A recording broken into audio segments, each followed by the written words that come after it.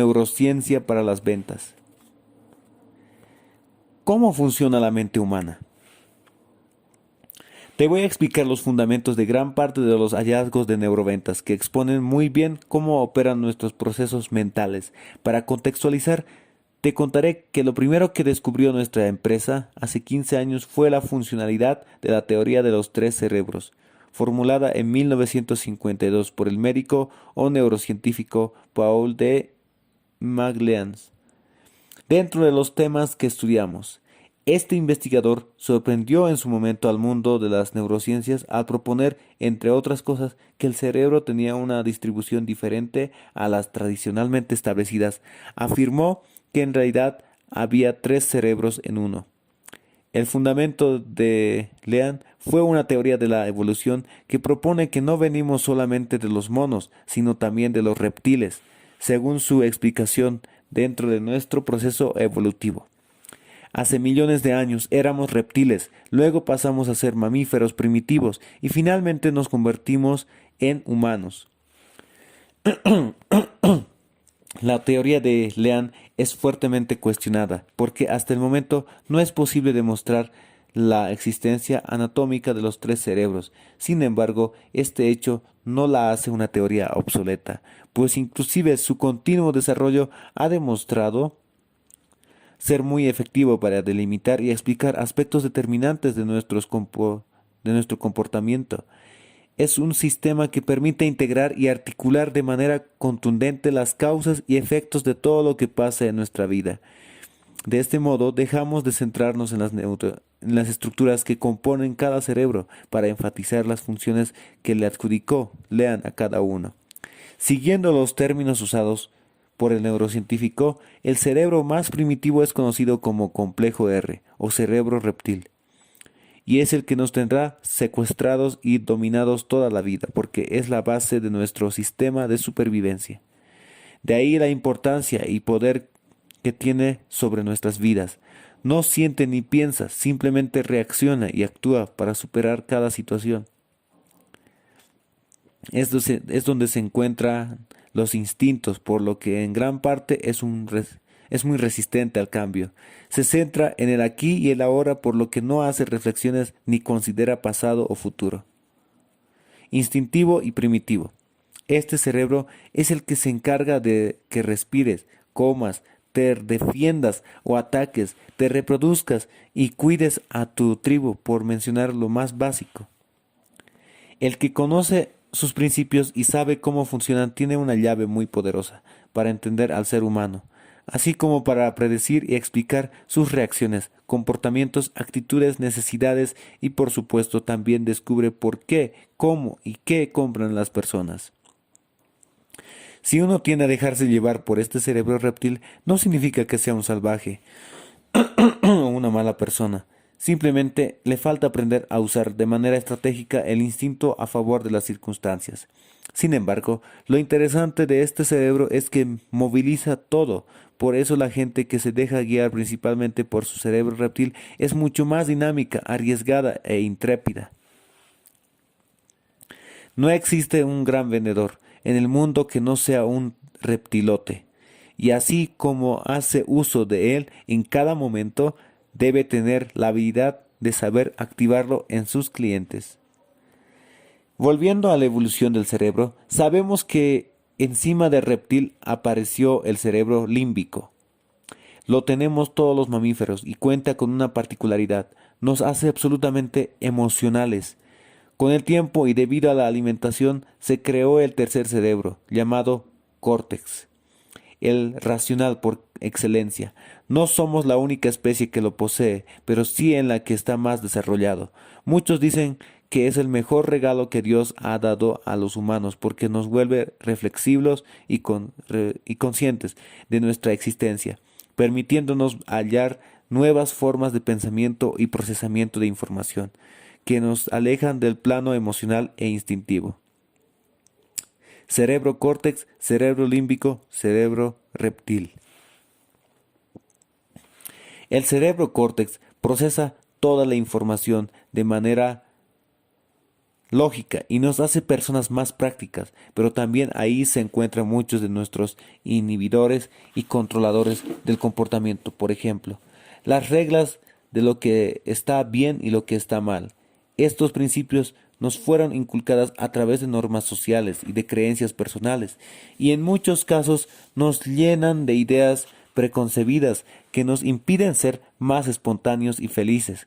Por eso digo muchas veces, mitad en broma y mitad en serio, a veces el cerebro racional es lo peor que le pudo pasar al ser humano, porque es el que nos tortura todo el día. Las neurociencias han identificado que las mentiras tienen su origen en el cerebro racional, pero termina involucrando a los otros dos. Hoy existen aparatos como los polígrafos que pueden detectar cuando una persona está falseando la respuesta.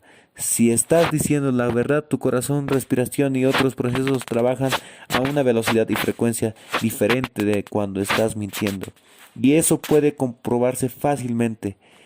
Es interesante que el cerebro racional es el único de los tres que puede generar verbalizaciones. Los demás no hablan.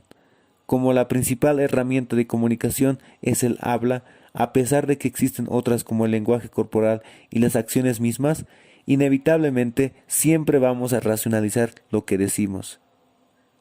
En este ejemplo, un vendedor no está cumpliendo su cuota y le dice al jefe: es por culpa del precio, muchos clientes me han comentado que no compraron porque estaba más caro que en otros lugares. Si no bajamos, no vamos a vender. A eso se le llama racionalizar. Sin embargo, la realidad es que cuando afirmas una cosa así, justificas que tu estrategia de venta no funciona y estás escondiéndote detrás de la vieja y obvia excusa del precio. Lo mismo hace el posible cliente que te dice que lo compró a tu competencia porque tenía precios más bajos, cuando en realidad lo que ocurrió fue que le gustaron las piernas de la chica que le ofreció el producto y por eso le compró a ella, pero claro, no lo va a reconocer. Como ya te dije antes, la gente no sabe por qué compra las cosas, pero eso sí, siempre quiere parecer inteligente, por lo que necesita justificar de forma racional sus decisiones ante sí misma y los demás. Esta situación nos tiende una trampa como vendedores porque nos hace pasar por alto los demás procesos relacionados con la compra y creer que debemos ser sumamente racionales para vender. Por otro lado, el nivel de memoria de los tres cerebros es diferente. Si imaginamos que se trata de discos duros, el cerebro límbico y el córtex serían los más grandes, pero con capacidades bastante diferenciadas. Solo por darte una idea, si el córtex tuviera 10 megabytes, el límbico sería de 10 terabytes. Una prueba de la inmensa capacidad de memoria del cerebro límbico es que si percibes una fragancia que hace 20 años no olías, pero que la usaba una persona que querías mucho, vas a acordarte de ella al instante, además de evocar emociones asociadas a esa persona. El cerebro límbico es así, y su sistema de memoria es miles de veces más grande y efectivo que el del córtex. Pero ¿por qué tienes un disco duro tan grandote? ¿Por qué? Porque debe aprender, integrar y asimilar con tus 5 sentidos la mayor cantidad de información posible para cuando vayas a hacer cualquier cosa. Es como tener grandes carpetas de datos para consultar cuando los necesites. Se ha establecido que la forma en que los tres cerebros funcionan y almacenan la información es diferente en hombres y mujeres, lo cual a su vez explica por qué no les podemos vender con la misma estrategia a ambos. Comparemos, por ejemplo, una pelea de mujeres y una de hombres. Mientras que los hombres discutimos e incluso nos vamos a los golpes, lo más probable es que después de 3 días se nos olvide todo y sigamos siendo tan amigos como de antes. Las mujeres no, ellas además de pelear por algo, suelen mezclar el tema con otras cosas de las que se acuerdan en el momento y que no tienen relación. Además, no es frecuente ver que se reconcilien tan fácilmente. Por el contrario, guardan el recuerdo de lo sucedido y de lo que sintieron, un hecho que marcará en adelante la forma en que se relacionarán con esa persona. Así funciona la mayoría de las veces. Las mujeres son predominantemente emocionales y los hombres no. Ahora yo te pregunto, ¿cuál de los tres cerebros crees que es el que determina lo que compramos? El reptil, nada menos. Los vendedores deben saber esto y aprender a venderle al reptil. El reptil es el que toma la decisión, porque todo lo que compras en tu vida, absolutamente todo, es para una sola cosa: sobrevivir. Ojo, esto no quiere decir que no haya algún rol de los demás cerebros, pero la punta de la lanza siempre será el reptil, mientras que los otros dos solo te servirán como caminos para llegar a él. ¿Sabes por qué las mujeres gastan tanto dinero en ropa? Porque las prendas de vestir forman parte de las armas de cortejo que les permiten alcanzar la meta instintiva de conseguir un proveedor o protector que cuide de ellas y consiga los recursos para mantener a la posible descendencia. Culturalmente esto ya no se acepta, pero recuerda que estamos hablando de las cosas más primitivas, las que nos acercan a los animales.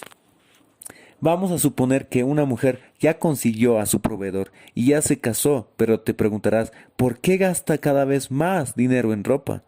Es porque ahora necesita vestirse para que la acepten sus amigas en la tribu y se mantenga dentro del grupo. Ahora ella se arregla para las amigas, no para el marido, puesto que ya tiene asegurado a su proveedor. ¿No crees curioso que en las revistas femeninas casi nunca sale un hombre en la portada y siempre sale una mujer? Eso es porque ella se está proyectando y espera encontrar información útil en esa publicación que le permita parecerse a la modelo, de tal manera que le sirva como estrategia para competir con las otras mujeres. Este tipo de competencia entre mujeres no atañe directamente a los hombres. Es un comportamiento reptil, demasiado reptil diría yo. Y los demás hombres, y los hombres no vestimos para nuestros amigos. ¿Acaso no compramos un carro por el reptil? Nuestros antepasados adquirían imponentes corceles por la misma razón. El macho que pueda moverse más rápido sería el que domine a otros y conquiste mayores territorios. Los varones aman los autos para dominar a su prójimo y para atraer a las mujeres. Pero a ellas no les gustan los carros. Entonces, ¿por qué se fijan en el hombre que tiene el mejor carro? Porque el que tiene ese gran automóvil refleja tener recursos y de hecho le puede ofrecer comodidad a ella y a sus posibles crías. Eso es reptil. Nadie compra nada si no es con el reptil. Yo he vendido las cosas más raras que te puedas imaginar, de lo más racionales como un tractor para minería o un sistema de software modular para la gestión empresarial de 4 millones de dólares. En un es un proceso de venta así. Todos los ejecutivos al frente juran ser los más racionales del mundo, y yo solamente me río porque cuanto más racionales dicen ser, más rápido caen. Se encierran y se enclaustran en su racionalidad más absoluta y se derriten por un comentario bien dirigido a su reptil, sin darse cuenta siquiera. Acuérdate que no interesa quién tienes enfrente, no importa si es mujer u hombre, si tiene 25 o 60 años, todos tienen un reptilote listo para escuchar un discurso reptil. ¿Qué les vas a decir para garantizar que ellos sobrevivan y adquieran mejores herramientas para adaptarse? Cuando estaba vendiendo el software de control tipo SAP, que si falla se cae toda la empresa, descubrimos que los compradores tenían un mensaje racional absoluto al respecto de lo que esperaban del producto.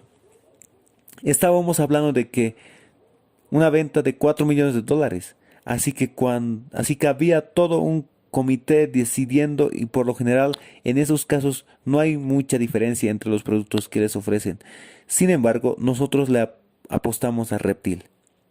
En ese entonces trabajaba en México para una marca pequeña que hoy es muy grande y competíamos contra los mastodontes del sector. Nos preguntábamos, ¿qué quería escuchar la gente cuando estaba comprando un software así? a diferencia de los discursos idénticos que estaban soltando los otros, y descubrimos que los compradores querían escuchar una sola cosa, que no iban a arriesgar su puesto con nosotros. El mejor software era el nuestro, pero los que decidían pensaban que ni locos podían comprarnos, porque si fallaba el sistema, su jefe les iba a dar una patada en el trasero, por escoger una marca pequeña que pocos conocían en vez de SAP, que era el líder. ¿Sabes cuál fue nuestro discurso? Con nosotros te va a ir muy bien. Además de ser igual de buenos que los demás, tenemos una sola misión: que tú, que me estás comprando, estés protegido por nosotros y no te vamos a hacer quedar mal, ni te vamos a dejar a la deriva. Cualquier falla del sistema la solucionaremos de inmediato. Y así empezaron a subir las ventas. Eso sí, debíamos cumplir lo prometido. Lo que vendíamos realmente era la seguridad de mantener su trabajo, e incluso lográbamos, en muchos casos, el incremento de posición por una compra bien hecha. Cuando entiendes cómo funciona el reptil y el miedo que tiene una persona cuando está comprando algo tan importante, tú sabes qué decirle y qué entregarle para trascender en el mundo de las ventas. Cuando estás dispuesto a darlo y además lo dices, bienvenido el éxito. El código reptil. En México dicen que emoción mata a razón. Pues yo digo, ahora que el instinto los mata a los dos. Siempre pregúntate, ¿dónde está el reptil de tu producto o servicio? Todos los demás, ¿qué será al que hay que señalar? Y es conocido como el código reptil. Fumar, por ejemplo, tiene un reptil de rebeldía. Cuando empiezas a hacerlo, estás construyendo tu propio reptil de anarquía, aunque quizás después ya lo haces por otras razones. Por eso, fíjate en las campañas de Marlboro. Antes él era el vaquero cabalgando solo por las llanuras. Ahora es el solitario corriendo a toda velocidad por el desierto con una moto o en un circuito de Fórmula 1. También hay reptiles de libertad y autonomía, pero el que prima es el de rebeldía. La forma de determinar el código reptil es yendo a lo más instintivo y que sea una característica de los animales, los principios básicos. El animal hace todo para mantenerse en una zona de comodidad, en la que no pase frío, hambre o peligro. ¿Cuáles son los códigos reptiles en un ser humano? La lista no llega a 30 cuestiones básicas: anarquía, felicidad, control, dominación, reproducción, placer, seguridad, protección, trascendencia, unión de la tribu, exploración y movimiento. Son los principales. Aquí te dejo unos cuantos más. Por ejemplo, el código reptil de la Coca-Cola es felicidad. En mis talleres siempre hago un ejercicio y les pido a los asistentes que piensen cuál es el reptil de su producto, servicio o negocio. Como ya te comenté, puede haber varios, pero uno es el más poderoso y es en el que debes fundamentarte. Poder, trascendencia, familia, exploración, libertad, seguridad, pertenecer, control, placer, reto. Así, en la publicidad es la dominación. En los servicios turísticos, la exploración. En un hotel de vacaciones, el placer. En un hotel de negocios, el control.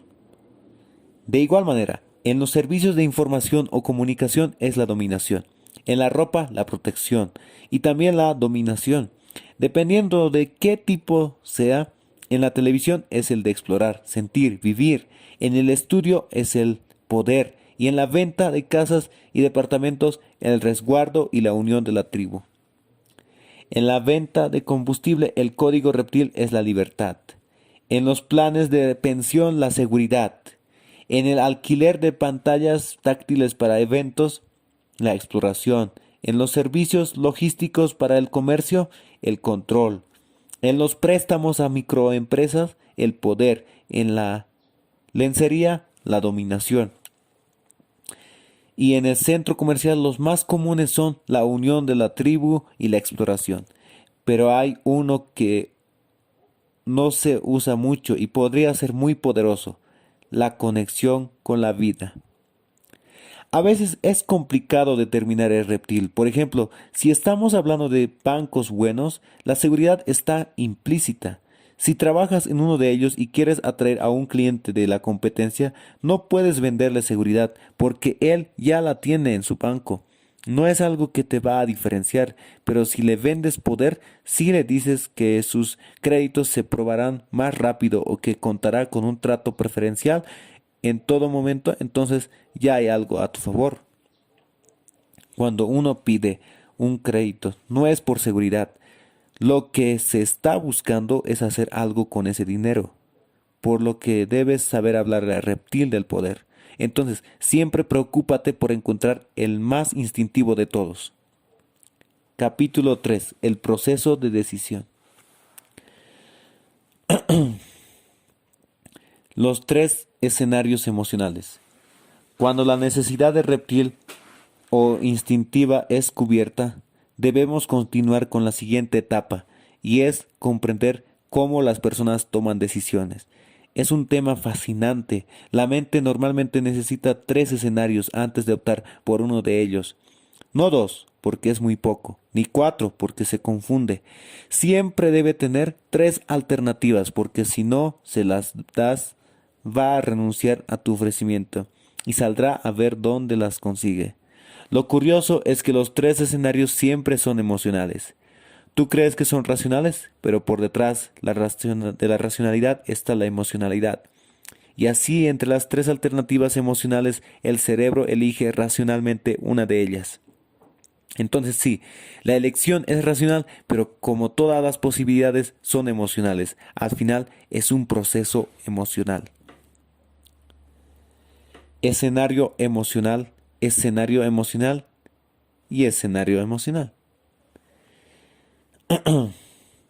La decisión es la racionalidad, escogiendo uno de los tres escenarios emocionales, por lo tanto, véndele a la emocionalidad. Ayuda a que tus clientes construyan los mejores escenarios emocionales a tu favor. Ese es nuestro negocio. Una vez identificado el código reptil, generar una química en el cerebro que provoque una emoción positiva que favorezca la valoración de nuestro producto, de nuestro servicio o de nuestra empresa, cuya meta final sea la compra. Aquí tengo un ejemplo para alguien que está comprando una mochila. Escenario 1. La racionalidad me dice que este modelo está de moda, es urbana, no es comercial, pero lo que hay detrás es que si la compro me sentiré agresivo. Eso es emocional y es atractivo. La gente quiere verse agresiva, por eso el estilo urbano ha tenido tanto éxito. Si durante toda la semana tengo que estar con saco y corbata, cuando llega el sábado quiero ponerme mis jeans rotos y mi camiseta con estampado de calaveras. Aunque tenga 40 años, soy libre, rebelde y estoy listo para la ciudad. Escenario 2. La racionalidad dice que este modelo no es tan lindo, pero es más funcional. La emocionalidad dice que me sentiré muy inteligente porque demostraré que soy racional, y aunque no lo parezca, eso es pura emoción. Escenario 3. La racionalidad dice que este modelo me conviene porque está en oferta 2 por 1, pero el idiota de Jorge tiene una igualita, así que no la quiero. Oye, espérate, te van a dar 2 mochilas por el precio de una. ¿Racionalidad? ¿Dónde estás? Ya se fue. Lo que más le interesa es no parecerse al estúpido de Jorge.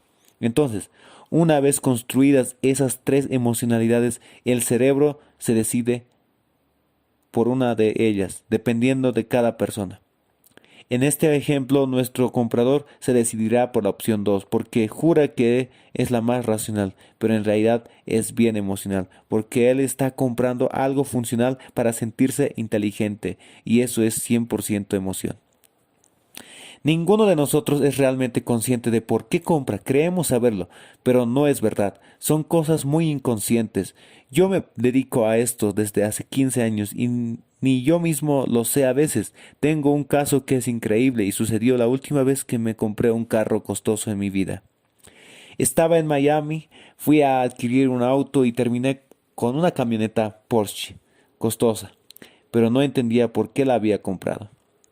Me había gastado un buen dinero y me decía a mí mismo que me encantaba, que el motor sonaba increíble, que el diseño era una maravilla, pero yo sabía que era mentira. Durante meses fui haciendo el proceso para entender por qué escogí esa camioneta, pero no lo descubría. Hasta que un año y medio después me reencontré con mi gran amigo Jaime, una de las personas que yo más admiro en los negocios y que fue por mucho tiempo mi mentor. Un ser humano increíble, además de gran padre y esposo, un millonario, líder y filántropo. Él había estado viviendo en México y había dejado de verlo mucho tiempo. Nos citamos en un restaurante para tomarnos un café y conversar. Lo más increíble es que hablamos como 3 horas y al momento de irnos le dimos al mesero nuestros respectivos boletos del ballet parque y cuando salimos me di cuenta que mi camioneta era idéntica a la suya. Él se la había comprado poco antes de que dejáramos de frecuentarnos y yo la había visto en la última ocasión. Aunque mi racionalidad nunca lo había registrado, en ese momento por fin supe por qué compré esa camioneta, simplemente porque era la misma que tenía Jaime y yo lo admiraba demasiado. Quería ser como él. Definitivamente, en esta travesía del proceso de decisión hay que entender cómo funciona el cerebro humano para no rompernos tanto la cabeza. La fórmula que decide la compra: atención, emoción y recordación. ¿Cómo funciona la ciencia de la venta? ¿Qué debes hacer para que el cerebro pueda tomar la decisión a favor de tu producto o servicio? Este es el máximo descubrimiento en el mundo de las neurociencias. Es el meollo de por qué el cerebro dice si voy a comprar o no voy a comprar. Proceso que usa la mente para tomar una decisión. Primero, discurso de sobrevivencia. Después, la atención, la emoción. Son una trinidad de toma de decisión para una decisión favorable. Para poder aterrizar y hacer efectiva la activación de los tres cerebros en las relaciones e intensidades que te comenté, debes activar de manera estratégica tres respuestas cerebrales, que son la atención, la emoción y la recordación, las cuales son medibles por medio de las tecnologías ya mencionadas. Lo primero es llamar la atención de la mente del posible comprador, porque si no, el juego no empieza.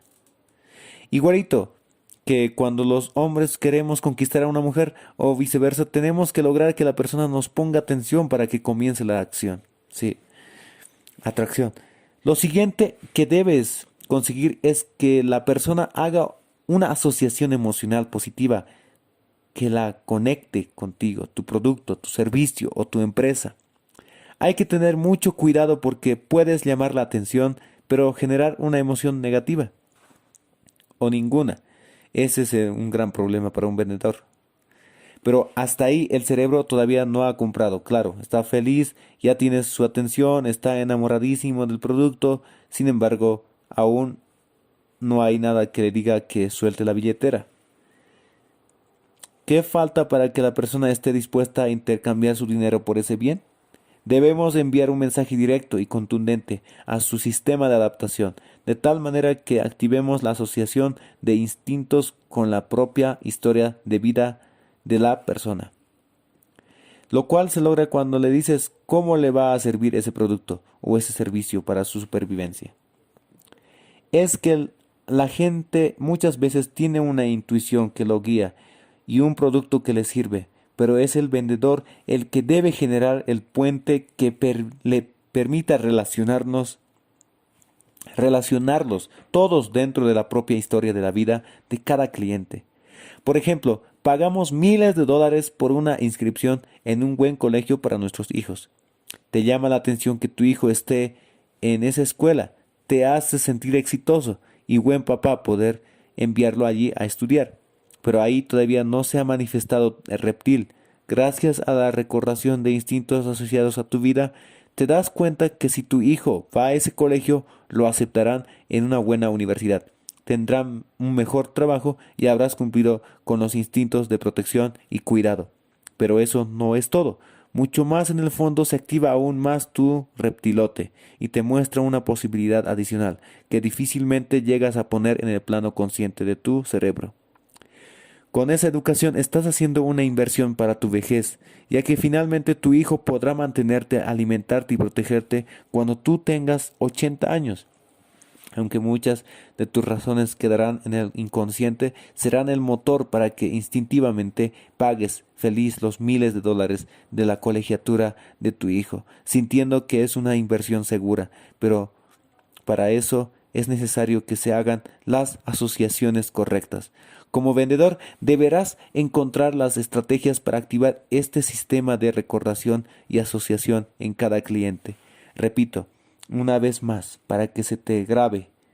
Compramos las cosas de manera prácticamente inconsciente, con tan solo una pizca de racionalidad. Por tanto, cuanto más racional se hace el discurso, el vendedor se está metiendo en un pozo sin salida.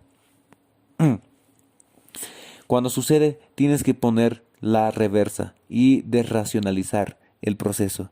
Si el cliente quiere hacerlo racional, gira el discurso y aborda desde lo reptil y lo emocional.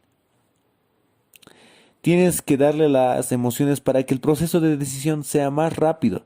Tú puedes comercializar tractores de minería que se miden en tiraje por segundo, pero con una buena comida, unos chistes, unos tragos y buena conexión se hace más rápido.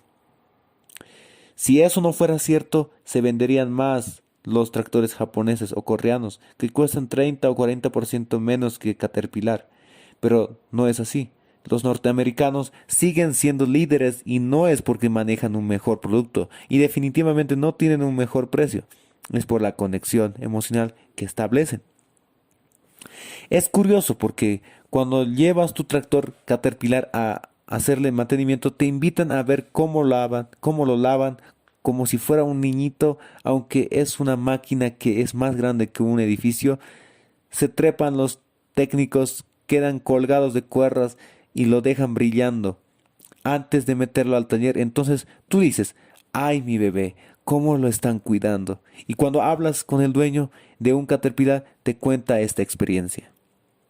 Efectivamente, las emociones hacen que la gente pague un 20 o 30% más por productos similares, dejando el precio a un lado. Cuando tú pierdes la conexión emocional con el cliente, el precio se vuelve un monstruo.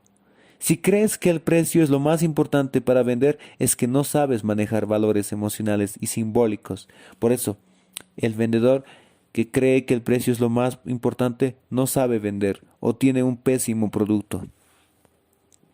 ¿Cómo usar los neurotransmisores a tu favor? Como hemos visto, en un proceso de compra, el cerebro se divide en tres elementos: lo instintivo, lo emocional y lo racional. Hay una armonía entre ellos, pero con pesos o participaciones distintas.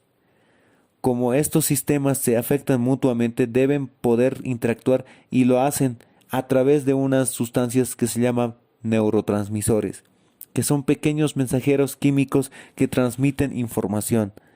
Sabemos que cada neurotransmisor tiene unos roles muy específicos y especiales, que nos atañen como individuos a todos nosotros, pero lo importante aquí es ver cómo te afectan a ti como vendedor y a la persona que esté frente a ti como posible comprador, mientras se está generando un proceso de venta dentro de los neurotransmisores relacionados con el proceso. Se encuentra la neuroadrenalina, que se produce en el tallo cerebral y se activa cuando nosotros estamos frente a estímulos novedosos, sorpresivos e inesperados, haciendo que el cerebro funcione rapidísimo. Como vendedor, tú necesitas este tipo de estímulos para lograr la atención de la gente pues sin ellos es muy limitada y la gente pierde el interés por lo que le estás mostrando. Pero debes tener en cuenta algunas cosas, que no se te vaya la mano, no exageres, pues cuando lo haces, la otra persona también se desconecta. Entonces, no puedes actuar como un cirquero, ni empezar con una información súper compleja o con algo que parezca inalcanzable. Sí, novedoso, pero con límites. Algunos piensan que para aprovechar el tema de la novedad y de sorprender, tienen que hacer nuevos productos, sacar cosas diferentes, cambiar el color, el tamaño, la presentación y tratar de bombardear más a los consumidores de mil maneras diferentes. Ellos no necesitan eso. La verdad es que para muchos todo está ya inventado. Simplemente lo ajustamos, lo mejoramos, lo transformamos. Pero en esencia el consumidor no está esperando cosas nuevas en el sentido literal, que impliquen una revolución industrial y creativa, sino razones novedosas para consumir y formas de adaptar los productos a su estilo de vida. Eso es lo que debemos buscar, darle a nuestros clientes. Muéstrale un nuevo ángulo del producto, algo que el cliente nunca había visto. Un objeto tiene usos que cada persona aprende por la comunicación y por su propia experiencia. Incluso algunos entorpecen el uso de algunas cosas, como por ejemplo la gente que solo emplea el celular inteligente para hacer llamadas. Al mostrarle a la persona otras formas de ver el producto, también le abres un abanico de posibilidades, no solo de usabilidad, sino de experiencias. Esa es la propuesta de valor hoy, la experiencia. El cerebro quiere saber qué más hay para vivir, no qué más hay para comprar. Entonces, cuando como vendedor quieras usar la noradrenalina a tu favor, debes sorprender al cliente con formas y momentos de consumo inesperados, que generen novedad en las personas y las saque de su monotonía. Otro de los neurotransmisores es la dopamina, que es un químico del cerebro que nos permite sentir placer y por eso muchos de los estudios en neurociencias se han centrado en este elemento desde la respuesta sexual.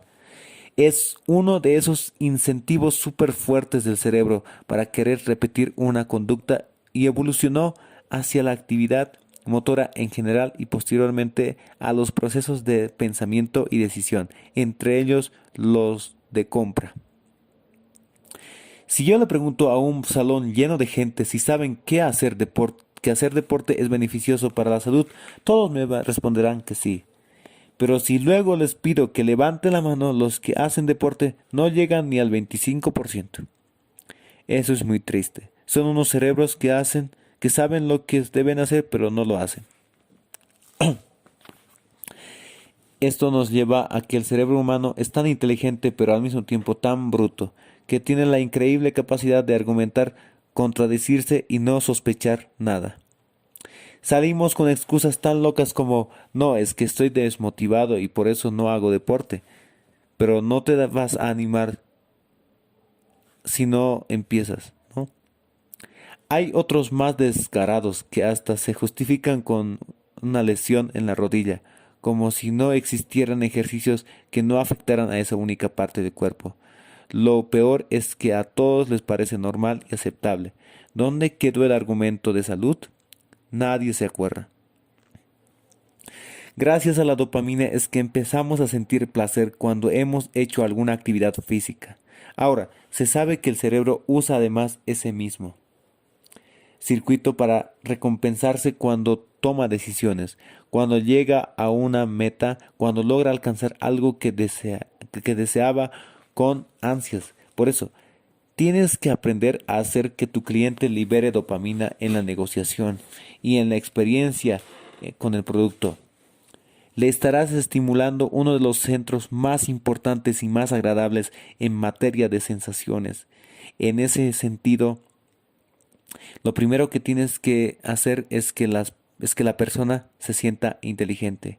Dale razones, muéstrale valores agregados, hazla sentir única y hazla y hasta estratégica cuando elige comprarte. Una de las peores fallas que puede tener un vendedor es hacer sentir estúpido al cliente. Por ejemplo, en una sección de tecnología va una señora que no tiene la menor idea de qué está comprando y el vendedor le dice, esta computadora tiene un poderoso procesador Intel 2.7 GHz corre y 7 y 16 GB de memoria RAM. Por la mitad de la frase la mujer ya se desconectó y encima se sintió bruta por no entender de qué diablos le están hablando. Por el contrario, si el vendedor le hubiera explicado a la señora que esta es la computadora más rápida del mercado, que se ajustará a sus necesidades porque puede guardar gran cantidad de fotografías de momentos especiales y que tiene una aplicación especial para armar álbumes como ella quiera, pero además le permite navegar interminablemente por internet sin tener que cerrar otras ventanas, el cerebro de la mujer hubiera empezado a liberar dopamina para hacerle sentir placer y recompensa, por lo que se interesaría por el equipo y agradecería al vendedor por ser tan efectivo con la información. Entre tres equipos que le ofrezca el vendedor, no elegirá por sus características, sino el mejor descrito por el vendedor. De acuerdo a su experiencia, de hecho, como dato curioso, ¿te has fijado que los clientes más que hacer cada vez más preguntas sobre un producto vuelven y cuestionan varias veces lo mismo o hacen que repitas algo que ya le habías dicho? Eso es porque quieren sentir una y otra vez la satisfacción que le han dado tus palabras, lo cual se relaciona con la dopamina. Por otro lado, mediante la acetilcolina, otro neurotransmisor, el cerebro siempre quiere aprender y necesita que cada experiencia le genere más adaptabilidad, que lo haga más eficaz, que le brinde mejores herramientas y pueda sobrevivir. Así que continuamente está como esponja, tratando de absorber información. El vendedor nunca debe impedir que las personas expresen sus dudas. Muchas veces se lanza con una retahíla de información y responde preguntas no hechas. Pero todo tiene que ir a más despacio. Debes darte tiempo porque cuando el cliente hace una pregunta y recibe una respuesta, su cerebro procesa la información de manera muy distinta a cuando no hizo la pregunta y la información le vino de golpe.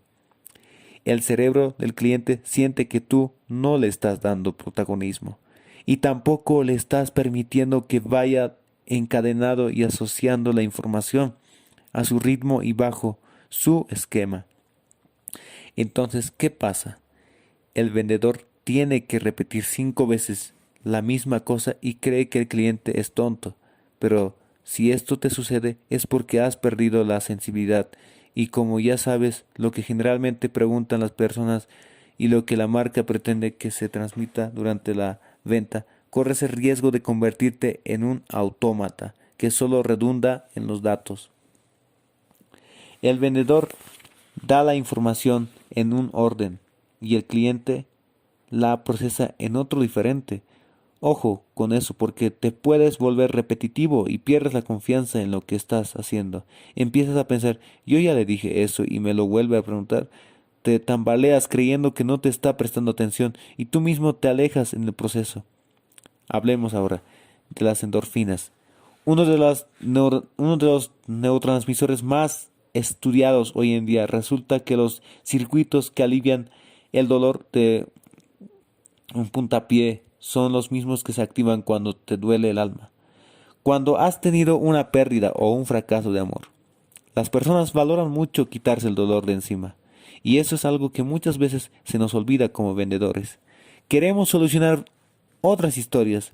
Deseamos centrarnos en lo positivo, pero no miramos una de las cosas que más agradece el cerebro. Es que le den una solución a un dolor o a algo que le genera malestar. Nosotros hemos encontrado en Mint Code que lo que más activa y lo que más fideliza es quitar un dolor al consumidor. Por encima de lo novedoso, lo sorpresivo y lo inesperado, incluso de la generación de placer, un error, un problema, una solución insatisfactoria, un despacho que no llegó a tiempo, un producto que falló, todos ellos generan dolor. Y si tú eres la persona que le va a quitar esa pena y eres además el que porta el objeto que va a hacerlo, el cliente se fideliza hacia los dos, el vendedor y el producto.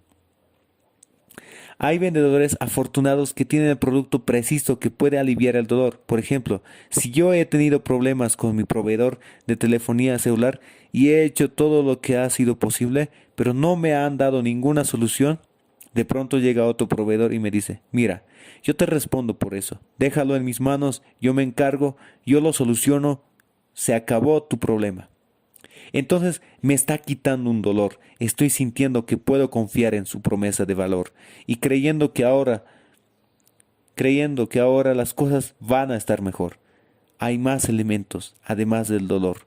Por ejemplo, el cliente quiere que alivianes su carga, que los liberes de una culpa o que simplemente lo hagas sentir comprendido. Hay muchos vendedores que se muestran molestos cuando el cliente pregunta mucho y lo interrumpen. Ellos no saben la pérdida que pueden estar viviendo por ganar 5 minutos. El hecho de que le regalen a una persona un ratito puede ser el triunfo absoluto y total. Obviamente tiene que ser con asertividad. No solo tienes que dejarlo hablar, sino mostrarle interés. Entonces, la persona se siente comprendida y se puede conectar contigo. También es importante permitir normalizar, pues a veces el consumidor cree que su caso es único, que solamente él tuvo una experiencia de compra o de vida que afecta de alguna manera su interacción con el producto. Y en ese caso es muy interesante recolectar información. Deja que te cuente y dile, sí, ya habíamos escuchado eso, algunas veces pasa, todo tiene solución. Otra vez te repito, tienes que aprovechar las malas experiencias que algunas personas han tenido. Absórbelas y valóralas porque se pueden volver una oportunidad y dar y parte de tu discurso. Debes hacer que el cliente sienta que no es la única persona a la que le sucedió, pero tampoco decirle, eso le pasa a todo el mundo. Lo importante es que sienta que su caso es importante para ti y que te interesa su historia. Por último, la serotonina es un neurotransmisor relacionado con vivir las emociones, sentirlas y expresarlas.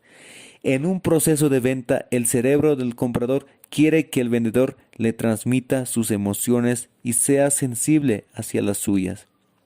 Entonces, tienes que ver cómo se expresan las personas y llegan incluso a usar sus mismos gestos para conseguir la conectividad. Si es alguien que usa mucho las manos, utilízalas tú también. Es parte de la empatía. Lo más importante es que el cliente se dé cuenta que tienes emociones, que eres un ser humano y no una máquina que vende algo. Esto está asociado también a lo que se conoce como las neuronas espejo, que son grupos de células cerebrales que se activan en respuesta a las expresiones no verbales de otras personas y nos permiten experimentar sus mismas sensaciones y emociones. Es un mecanismo que nos facilita comprender, más allá del contexto y las palabras, las razones y emociones que vive una persona en un momento dado. Si logramos sincronizarnos con este sistema, podremos sentirnos mucho más cercanos entre nosotros. Como vendedor, no solo deberás hacer uso de tus neuronas espejo, sino activar las del cliente, teniendo siempre una comunicación no verbal expresiva y positiva, a la que le debes prestar atención. Entre otras cosas, es importante también que motives la conversación y hacerle preguntas generales, como una charla entre amigos, para darle la oportunidad y la libertad de expresarse. El cerebro necesita esos espacios y cuando los consigue hay conexión. Aquí te dejo un cuadro que resume lo que busca la mente, el neurotransmisor que se libera y lo que dice el cerebro de tu cliente. Principales experiencias que siempre busca el cerebro. Veamos. Noradrenalina. Búsqueda de lo novedoso, sorpresivo e inesperado. Es como que está diciendo, muéstrame las cosas desde un ángulo que nunca había visto, abre mi abanico de posibilidades. Dopamina. Indulgencia, facilidad y recompensa. Hazme sentir inteligente, dame la razón, muéstrame valores agregados, hazme sentir único. Acetilcolina. Aprendizaje, adaptabilidad y asociación de elementos conocidos. Enséñame, ayúdame a relacionar y contextualizar las cosas a mi mundo. Endorfina. Quitar el dolor. Aligera mi carga, dame soluciones, permíteme normalizar, hazme sentir comprendido. Serotonina. Vivir emociones, sentirlas y expresarlas. Transmíteme tus emociones y sensibilízate hacia las mías. Tranquilo, para que todo esto funcione no se necesita que todos los neurotransmisores estén activos al mismo tiempo. Eso no es posible. El pobre cliente terminaría con una confusión, pero para que surta efecto, como estrategia de ventas hay que seguir un proceso. Primero vas a tratar de buscar la liberación de noradrenalina. Debes ser novedoso, conseguir empatía y usar la terapia del espejo. Es decir, mírate o grábate simulando un discurso o mejor la experiencia real de un día de ventas y después analiza cómo vas, cómo has estado, cómo te ves, cómo te estás expresando, cómo te muestras ante el comprador. Luego, estimula la secreción de dopamina, hazlo sentir inteligente, conectado, cercano, que él está tomando las decisiones, que él tiene el poder. Trata siempre de no cerrarle mucho las alternativas, pero tampoco de confundirlo. Ayúdalo a llegar a conclusiones no concretándolo de golpe, pero sí de una manera sutil y amable. Seguidamente prueba con la acetilcolina, déjale cuestionar y recuerda que enseñar no es dar un discurso de corrido, sino dejar que haga las preguntas y responderlas. Después, dale la oportunidad de actuar a las endorfinas. Pregunta por sus experiencias, permite que se exprese. Algunas nunca te van a hablar de lo negativo. Sigue adelante, no puedes imponerlo, pero trata siempre de conocer.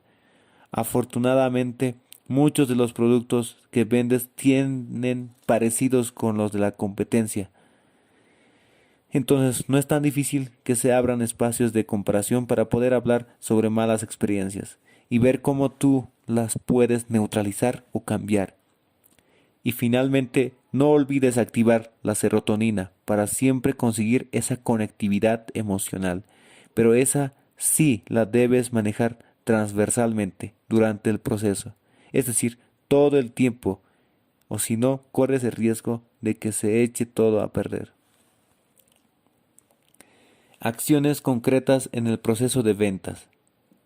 Volviendo a los principios de atención, emoción y recordación, puedes empezar con esta pequeña guía que te ayudará en el proceso de ventas. Número 1. Para lograr la atención, busca elementos conocidos. Nunca trates de mostrar lo que vendes como algo absolutamente revolucionario. El cerebro no está listo para eso. Siempre tiene que anclarse en algo conocido para construir a partir de ahí. Cuando a una persona le pones un producto por completo desconocido, se marea. Siempre contextualiza en el mundo normal de la persona. Busca elementos novedosos. Primero, algo conocido y habitual. Luego empezamos a explorar lo nuevo. Haz que comprenda. El cerebro del comprador quiere entenderlo todo, así que nada de cosas muy complejas, es un poquito perezoso y le gusta todo más bien fácil. Cuando empiezas con cosas súper técnicas o muy profundas, la mente tiene dos opciones. 1. se desconecta, no puede seguirte el discurso y lo perdiste. Y 2, el cerebro se quedó pegado a la primera frase incomprensible tratando de entenderla, mientras que el vendedor sigue hablando de otras cosas. Ojo, con eso. Cada tanto pregunta y parafrasea. Un vendedor también es un docente, un profesional en la formación de nuevas formas de consumo. Y si la gente no te entiende, es tu culpa. Jamás debes preguntarle al cliente, ¿me entendió? Es problema tuyo. La cuestión es si tú te hiciste comprender. Lo que siempre debes preguntar es, ¿fui claro? ¿Me hice entender? Hay que tener cuidado con decirle alguna duda. ¿Alguna duda? Es muy difuso, tampoco uses. ¿Me explico? Es demasiado ambiguo. Si el cliente te dice que sí, no sabes si te está diciendo que te entendió o que quiere que le expliques más. Debes emplear expresiones que aseguren al cliente que es tu responsabilidad hacer que el mensaje le llegue adecuadamente y que estás interesado y pendiente en lograrlo. Y genera expectativa. Al cerebro le fascina que le digan que algo más va a pasar, que hay algo por descubrir. Tienes que venderle a la imaginación. Este equipo genera un sonido que ni te imaginas y además tiene increíbles posibilidades. En su cabeza el cliente ya lo está usando. Mujeres y hombres tienen distintas perspectivas, pero todos queremos algo por revelar. Asocia elementos. Ayuda al cliente a asociar sus nuevas experiencias con las pasadas. Y es como cerrar el círculo o hacer el cóctel perfecto. Eso es lo que está buscando. Dale la forma correcta de atención. Bríndale al cliente la información y déjalo disfrutar. Que haga una pregunta y respóndele. Siempre trata de solucionar cada cosa. Manténlo todo sencillo y con un vocabulario amable. Recuerda siempre que a la mayoría no le gusta que le hablen técnicamente. Para lograr la emoción, involúcrate emocionalmente. El cliente quiere que le brinden felicidad y experiencias positivas a través del producto y también en el proceso de compra. Por ejemplo, el consumidor odia que lo persiga un vendedor en una tienda. Jamás hagas eso. Saluda atentamente cuando entre, pero después déjalo libre, porque primero la persona quiere estar sola para soñar e imaginarse con el producto. Aunque debes mantenerte atento porque cuando ya terminó de fantasear necesitará que aparezcas y lo ayudes. Las personas queremos que nos hagan grata la experiencia. Es nuestro momento, deseamos vivir emociones agradables y entonces nos abrimos por completo. Tu discurso también tiene que enfocarse en cómo el producto va a aportar a su vida y va a sentirse más feliz con la experiencia de tener este bien. Permite que exprese sus emociones. Deja que el comprador hable, que te cuente sus historias, que sienta que eres sensible a su mundo. Recuerda siempre que las personas mayores son las más susceptibles en este punto y que las madres no perdonan si como vendedores ignoramos a sus hijitos, aunque lo que vendamos ni siquiera sea para ellos. Las madres miden la importancia que les das a las emociones a través de la forma en que interactúas con sus hijos. Comprende y acalla sus miedos. No solo debes estar atento a sus temores, sino darle ese momento que el comprador necesita para desahogarse y jamás dejarlo sin aclarar. Por ejemplo, un cliente dice, tengo miedo que este seguro no me cubra si viajo a Cuba. Y el vendedor responde, este seguro es muy bueno porque usted solo lo debe pagar cada 3 meses. ¿Y dónde quedó su temor? Su temor pasó a un segundo plano. Aunque no sepas la respuesta, siempre contesta, no lo sé, pero lo vamos a averiguar en este momento. Y llamas inmediatamente, de esa manera le estás diciendo, estamos juntos en esto, y yo te represento, no estás aquí solo con tu miedo. Nunca dejes un temor sin solución. Háblale de experiencias emocionales positivas.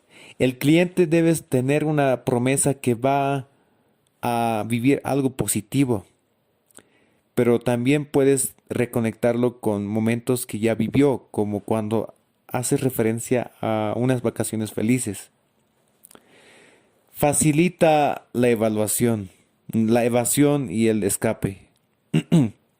A veces los productos pueden ayudar al cliente a evitar y escapar de situaciones. Por eso debes conocer qué es lo que la gente necesita. Por ejemplo, escapar del estrés, y si lo sabes, puedes darle la alternativa que se lo permita. Son elementos que debes analizar en cada caso. En algunas ocasiones la gente escapa de otra marca dentro de la misma categoría, como sucedía con el ejemplo que te di antes de la persona que se pasa de un proveedor de telefonía a otro. Es algo que parte de las experiencias personales. Número 3. Para lograr la recordación. Favorece la asociación con elementos conocidos. Antes te hablaba de asociar elementos entre sí, mejor si son conocidos. Esto es un poco distinto. Se trata de generar asociaciones de memoria con elementos conocidos. ¿Cuál es la diferencia? En atención se hace para entender al cliente, mientras que en recordación es para que se vuelva más adaptativo hacia el futuro, que se lleve algo de la interacción que ha tenido contigo. En este caso, permítele hacer preguntas sobre cosas que ya le han pasado. Y si no, cuéntale ejemplos y casos. Eso también es muy importante. Ayúdale a clasificar y categorizar. El cerebro siempre quiere hacer agrupaciones, por eso el cliente necesita anticipar, saber qué puede pasar en la interacción con el producto o categoría, poder predecir y entender con qué está interactuando en un momento dado. La atención, la emoción y la recordación se van a convertir en un gran poder. La toma de decisión, dependiendo de lo que vendas, el triángulo de decisión puede llegar a moverse un poco hacia uno de sus extremos, pero no hay forma de que se polarice completamente, así que siempre deberás tener en cuenta los tres. Recuerda que la emoción expresa la intención y si tú entiendes al cliente que tienes enfrente, obviamente verás si está aceptando tu propuesta de venta y de valor, pero además de eso, él también te está midiendo a ti. Si te sientes odioso, inseguro, distraído o nostálgico, se lo transmites al comprador y se va a convertir en un nuevo mensaje que puede afectar el proceso. Es normal tener cambios de ánimo de vez en cuando, momentos difíciles y desgano una que otra vez, pero te recomiendo que trabajes en eso para que para que cuando suceda sepas neutralizarlo y dejarlo fuera de la situación de venta porque disminuye la empatía. Definitivamente toda la situación se verá afectada. En resumen, deja de hablar tanto y oye más. Cuando escuches a tu cliente vas a saber mucho mejor qué debes decir porque la gente cuando se acerca a ti tiene unas necesidades. Más allá de lo que estés vendiendo, la persona quiere explorar el mundo, conocer, ver más, obtener atención, cambiar su estado de ánimo, retarse. No sabemos quedarnos quietos porque el cerebro no es estático, sino dinámico y siempre quiere ir por más. Entonces, vendas lo que vendas, el cerebro está interesado en que le muestres el mundo de posibilidades. Ahora, investiga en torno a qué gira ese mundo que la gente desea y preséntaselo de la mejor manera posible, siguiendo estas pautas de neuroventas. El poder de las historias. Proceso de acción, decisión. El cerebro ama las historias. Por miles de años el ser humano ha aprendido a través de los relatos, primero por la tradición oral y luego a través de la escritura. Las narraciones son poderosísimas para la mente y ayudan a que la gente se conecte con los conceptos. Por eso en las neuroventas las utilizamos para vender más y mejor. Hay historias positivas, negativas y neutras, pero lo que quizás tú no sabías es que todas son muy útiles para vender, hasta las negativas, aunque no lo creas. Y pronto te lo demostraré. Mira este gráfico. Proceso de acción, decisión. Venta de casa a mujer con niños 6 y 10 años. Historias negativas. Despierta atención. Llama la atención.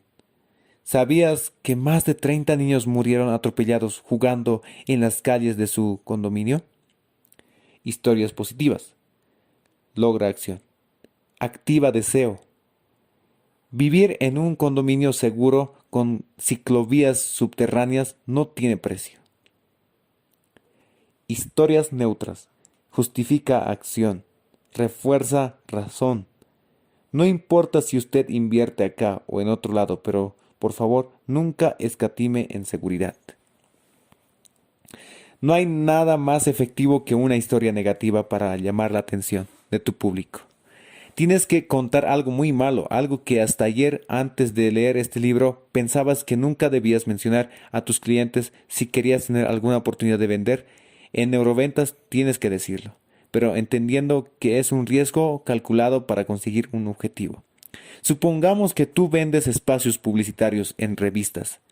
Puedes empezar tu proceso de venta diciéndole al posible comprador: mire, señor, lo primero que usted debe saber es que muchas revistas están desapareciendo en todo el mundo. Esa es la realidad. Aunque las mejores revistas han crecido y siguen haciéndolo, las malas desaparecen muy rápido por el acceso masivo a Internet. ¿Quién iba a pensar que le dirías algo así a un cliente? Cuando yo he capacitado a políticos honestos, que son muy raros y por eso lo hago poco, les enseño que lo primero que tienen que hacer es aceptar los errores de su gobierno. Porque si no reconocen primero las patinadas, nadie les va a creer el acierto. Si el ministro de Trabajo, por ejemplo, quiere promocionar que aumentó el empleo en su país, podría salir y decir: señores, sabemos que el problema de empleo sigue siendo muy serio. Hubiésemos querido hacer las cosas mejor. Sin embargo, hemos incrementado en un 28% el nivel de empleo en los últimos 2 años.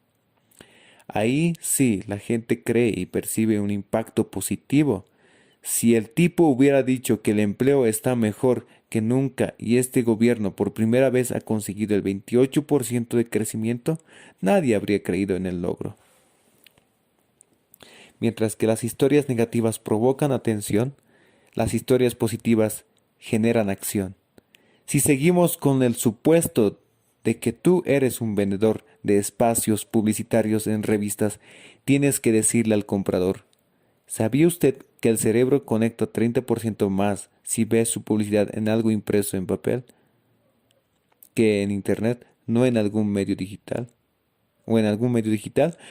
Por supuesto, la información tiene que ser real. Tú ya debes haber hecho la tarea antes y llevar las pruebas para demostrar lo que afirmas.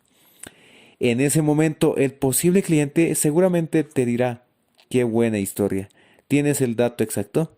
Y ahí tú le pasas una copia del artículo donde se descubrió. Esa es una historia positiva. Ya te aceptó la idea. No te reemplazará por los medios digitales. Más bien, eso genera acción porque entonces te dirá: ¿cuánto vale tu página? Ya vas perfecto, pero todavía tienes que hacer una cosa más para rematar y que suelte la chequera. Ahí entra la historia neutra, que justifica la acción. Para ese momento, el posible anunciante ya está pensando: pero debo ser muy bruto. Mientras todo el mundo está invirtiendo en Internet, yo voy a comprarle a este señor porque dice que el papel... No. Y ahí te dice: ¿sabes qué? Déjame pensarlo. Háblame por teléfono el lunes. Entonces, lo que tú tienes que hacer en la historia neutra es decirle: claro que sí. Es importante que usted piense muy bien dónde va a invertir su dinero. Si quiere, no le hablo el lunes, sino el martes, pero voy a aprovechar para dejarle este artículo y este más para demostrarle que al invertir en impresos arriesga menos su dinero. Eso es neutro. Listo. Adiós. Él estará llamando ansioso por el próximo cierre. Las ventas se aumentan de esa forma. Yo capacito mucho a empresas que venden publicidad impresa y tristemente muchas dicen todo al revés al momento de ofrecer sus productos y servicios. Por eso, cuando el cliente afirma que la publicidad está creciendo más en digital mientras que la impresa va en picada, ellos no tienen una respuesta estratégica o el contradato, pero eso es porque no lo buscan y no saben cuál es. Con eso asumen además de una posición de desventaja, una imagen de no estar ni siquiera ellos seguros de la utilidad de lo que venden. Ahora, te toca a ti practicar con tu producto. Busca historias que te hayan pasado. O si recién estás empezando, pregúntale a otros vendedores más experimentados para que te cuenten sus anécdotas. Investiga, recopila información, compara, ten a mano copias de artículos. Todas las historias sirven. La escala emocional de decisión. No importa de qué categoría sea, todo producto debe vender 3 cosas: seguridad, confort y placer. Veamos cómo se aplicaría esto en un ejemplo. Continuando con el caso de anuncios impresos de venta. 1. Seguridad. El reptil quiere comprar seguridad.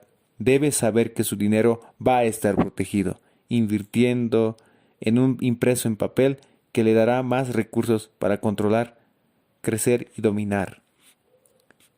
Confort. El anunciante debe sentirse cómodo, sin estrés, perder la vulnerabilidad de invertir su dinero en una revista impresa. 3. Placer.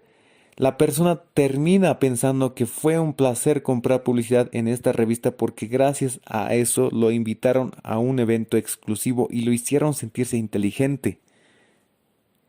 Escalera emocional de decisión, venta de auto a mujer con bebé. Seguridad. Lo más primero es el placer.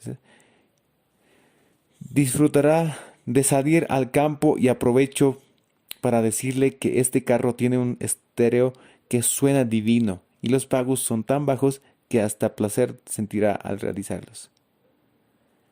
Este carro es pequeño pero muy cómodo y sabe que tiene 6 bolsas de aire. Seguridad. Lo más importante del carro que compre es la seguridad. Todo debe empezar por el lado de la seguridad, para luego dar confort y después llegar al placer. El cerebro siempre busca estas 3 cosas y el discurso de neuroventas que no las tenga no funciona. Racionalidad, hedonismo y simbolismo. Todos los productos deben ir de la racionalidad al hedonismo y al hedonismo a lo simbólico. No puede ser mucho de uno. Debe ser una mezcla de las 3 cosas. Es como un viaje que tú vas llevando. Del mundo racional al mundo hedónico y simbólico. El primer paso es el significado racional de las cosas. Cuando empiezas a hablar de la efectividad y la eficiencia de lo que estás vendiendo, tú eres un tipo racional, eres inteligente, pero ya sabes que con solo ese discurso es más complicado vender. Entonces, tienes que ir llevándolo a un mundo hedónico, metafísico, emocional, las cosas con deleite, diversión e identidad. Seguramente alguien me va a preguntar: oye, yo vendo válvulas industriales, ¿de dónde saco lo idónico? Puedes decirle al cliente, por ejemplo, que si compra tu producto, gracias a que falla menos, todo marchará mejor. Y no van a interrumpir su descanso para anunciarle problemas. Seguro que esto impactará positivamente porque tú sabes que cada vez que fallan las máquinas hay un caos en la empresa y alguien tiene que dejar su partido de fútbol para ir a organizar el arreglo de la válvula. Entonces, en ese caso estás vendiendo placer a través del deleite que genera estar tranquilo y no estresado. Por eso es importante entender el mundo hedónico y, como veremos más adelante, el significado simbólico. Lo interesante de esto es que cubre carencias y aumenta la autoestima, haciendo que el cliente se sienta inteligente y orgulloso de sí mismo, además de minimizar sus temores. El miedo hace que compres. Esto es algo muy importante de entender. Todo lo que compramos en la vida sirve para reducir de alguna forma nuestros niveles de miedo. Algo lamentable, pero cuanto más temor tienes, más consumista eres. Y esa es la realidad, porque los bienes materiales se han creado para ir cubriendo inseguridades y vacíos que se generan a través de diferentes momentos de nuestra vida. Por eso es que a medida que las sociedades van perdiendo parte de sus valores fundamentales, las personas se vuelven progresivamente más consumistas, pues los bienes ayudan a llenar esos vacíos que se generan. Entonces, hay que vender productos buenos que cambien y mejoren la vida, generando valor al ser humano. Hay demasiadas cosas que no valen la pena comerciar porque solo hacen daño a las personas. Piensa en algo que te parezca que no se compra por miedo. Por ejemplo, el otro día un chico me dijo maní en un supermercado. ¿Sabes cuál es el temor ahí? Perder energía. El maní se ha convertido en un alimento barato, rico, fácil de conseguir y lleno de energía. Lo compras por hambre, pero también por miedo a perder energía. Si fuera solo por apetito, podrías escoger pan o galletas. Una torta de chocolate, el miedo de no seguir disfrutando de la vida. Un chicle, el miedo a que la gente no te acepte porque la boca te huele mal. Los miedos generan vacíos y carencias en la vida del ser humano y lo que buscamos es proveedores, productos y marcas que llenen esos huecos. Por eso, mientras más espiritual te vuelves, menos cosas necesitas comprar. La gente espiritual pierde los miedos. Los gringos son muy maquiavélicos a veces. A su sociedad le inyectan miedo a propósito para que consuman más y eso es terrible. Eso no es neuroventas, es una burda manipulación que para muchos de nosotros es antiético y está muy mal visto. Si tú eres un buen vendedor, no debes generar miedos que llenen al consumidor a com- lleven al consumidor a comprarte para mitigarlos, ¿no? Por el contrario, tu objetivo es conocer los temores existentes en tu futuro cliente para que seas tú quien le dé la solución. Y esa es una parte linda del proceso porque las marcas que son honestas cubren las inseguridades y necesidades de los seres humanos protegiéndolos y cuidándolos. Hace años me tocó ver un caso en donde queda muy claro cómo se puede generar un miedo dentro de una sociedad de alto consumo. Resulta que entré a una tienda de Apple y escuché a un niñito decirle a su papá, si no me compras un iPod, me muero. Yo me asombré porque me parecía increíble que un chico de solo unos 8 años dijera eso, pero luego me di cuenta que en realidad todos sus amigos y compañeros de clase tenían un iPod y él no.